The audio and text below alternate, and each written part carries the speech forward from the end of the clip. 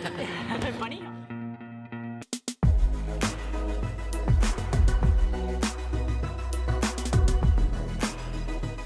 My name is Fox and I identify as non-binary and I go by he or they pronouns.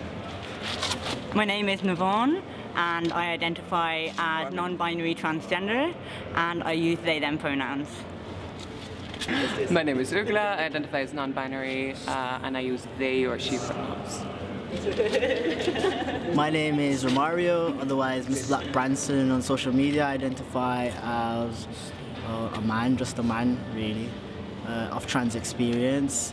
And I go by he and him and cool. We're in Italy and we just finished the TGEU Council, which is like a 3-day event, 4-day event possibly, of all sorts of people from all over, not just Europe, but all over the world, here to talk about all sorts of issues.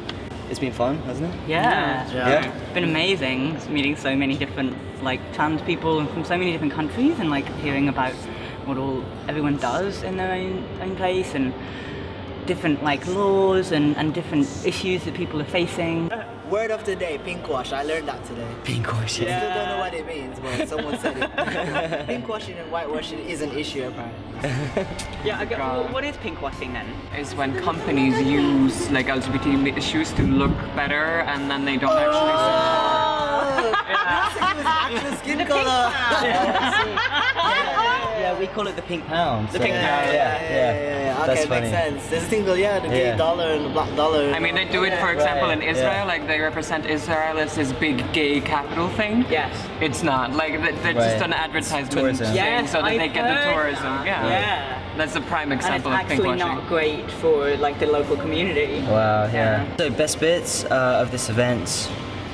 I guess it was conversations like this actually. It's kind of my favorite bits where we're just mulling things over and kind of working out how we feel about certain topics, and it's all an ongoing dialogue. I think. There were some really interactive workshops that I thought were really, really good. Which ones? I went to the TBA one. Trans Barrel. Trans Barrel. For people who don't know about Trans Barrel, you should check them out. It's transmasculine, isn't it? I asked, and apparently it's for anyone who identifies with any of the identities that they list. Yeah. So they have trans women who do come. Okay. Yeah. So. But not many, because I think it's because it's run by a bunch of trans-masculine people. So it attracts more transmasculine people to it. The idea of the space is to have a safer space, because we can never guarantee a safe space, but a safer space for people to be able to explore topics that they wouldn't necessarily be able to explore. We were talking about the subject of queer as well the other day, yesterday, and that was a really interesting topic because I've always been really, really happy being in queer spaces, and I consider myself queer, and I think it definitely fits me, for many reasons, and I don't know. I mean, does everyone do you identify as queer, Naomhan? Yeah, but I think I identify politically as queer rather than as a sexuality, because I think that queer is a way of looking at the world. It's a way of changing how you view things and not just going, well, this is how things are and so I'm going to accept it, It's more, you don't have to be a gay or a trans or bisexual to be queer. Yeah, it's an umbrella, completely. I think. One of those words that people just throw around as a catch-all phrase. Trope as well, people often use that word. There's a lot of people who use it, just to sort of, throw it around, and then they don't use it in practice, which is what we are partly talking about, making inclusive policies. I thought there was one person, I think she's from Portugal, and she said that we need to not trying to include underrepresented people, but to make it a core part of what we do. Just a standard. Why is it even something that has to be said? It's so obvious, but yet not so obviously done. And I don't know how you guys felt about it, but for me personally, I think is the biggest mistake we make as people.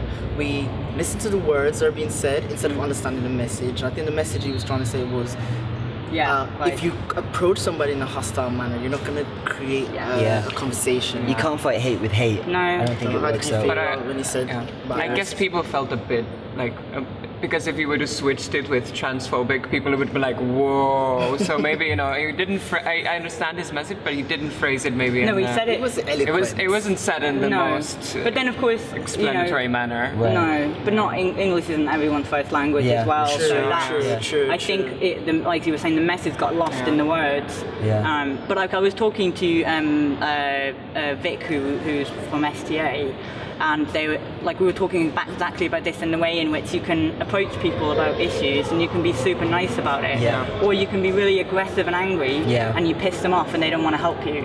I think people do have the right to be angry, but I mean it's a valid emotion. But I think there are ways to handle communication and to handle to kind of express yourself. It's different between context and where you are and who you're talking to, because people deal with things in different ways, definitely. But being aggressive all the time must just be exhausting as well. It's exhausting.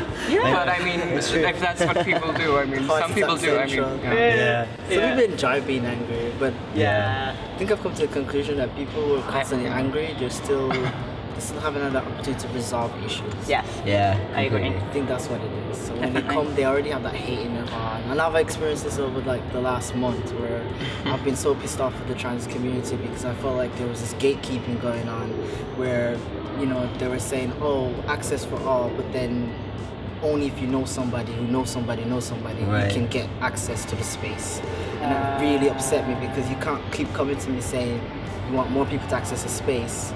It's not even a color issue. This is just certain people who may not be a celebrity trans. Yes. They're not able to get access to certain things. Yeah. And it's already a secluded group. Yeah. So that pissed me the hell off, and so it got me feeling like I don't want to be in any trans space anymore. So thank God I came here, because it really ignited my hope. Fuck, man. There's more. There's liberal thinking people out there. Shit. Wow. Well, I guess we're going to wrap it up because we've got loads to do, but we're having a great time in Bologna, and it's all like an ongoing conversation. So, ciao. Ciao. We could do the ciao belly because it's like a neutral Ciao one. belly. Ciao belly. Okay. Okay, here we go. Let's try it again. 1, 2, 3. Ciao belli.